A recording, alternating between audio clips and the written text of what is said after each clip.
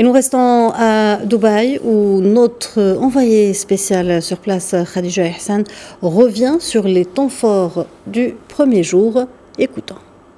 Nous trouvons ici à l'Expo City à Dubaï qui accueille la 28e COP sous le signe de l'action de l'Union, mais aussi pour fédérer toutes les parties prenantes pour un seul objectif, celui de la lutte contre les changements climatiques. Le moment phare pour le coup d'envoi de cette 28e COP, c'était début d'après-midi avec ce discours du président de la COP 28, Dr Sultan Al-Jaber, qui a demandé l'inclusion. Il a demandé l'inclusion, à savoir l'inclusion des industries pétrolières et gazières, mais aussi des grands pollueurs dans les discussions qui réunissent les délégations réunissant les 197 pays, donc délégations ministérielles, mais aussi des observateurs de la société civile, sans oublier les acteurs du secteur privé.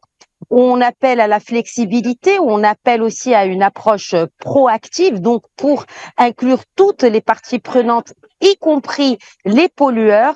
Et puis, grand moment fort de cette première journée de la COP 28, c'est la mise en œuvre du fonds pertes et dommages, donc fonds destiné à financer les pertes et dommages climatiques des pays vulnérables. Il a donc été adopté aujourd'hui, dès le premier jour de cette COP 28. En tout cas, le ton est donné. C'est certainement une COP où il y aura beaucoup d'annonces en attendant, bien sûr, leur concrétisation sur le terrain parce que ce fonds, rappelons-le, peine depuis qu'il a été annoncé à réunir les fonds nécessaires. Il y avait 100 milliards de dollars annoncés initialement, à peine 90 ont été réunis depuis 2020. Les tensions financières, certes. Il y a un autre point qui fera certainement débat lors des discussions lors de cette COP 28. Il s'agit de la finance climat ou comment lever des fonds, comment drainer les investissements envers les projets d'énergie renouvelable ou de transition énergétique. La délégation marocaine est présente en force lors de cette COP 28. Il y a un pavillon marocain ici.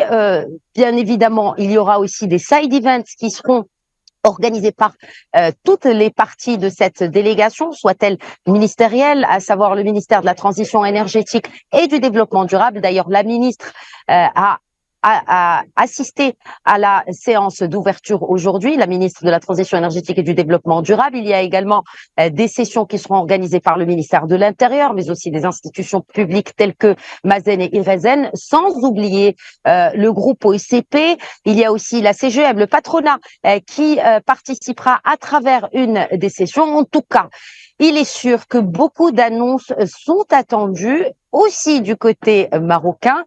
Bien évidemment, nous allons suivre pour vous tous les événements pendant ces 13 jours de la COP 28 qui se tient donc ici à Dubaï. Et je rappellerai le slogan de cette COP, l'union, l'action et l'exécution.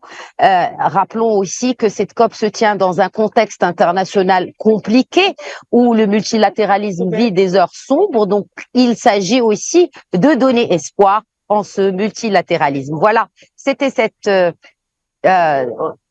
correspondance de votre envoyé spécial à Dubaï pour la COP 28, Khadija Ihsan.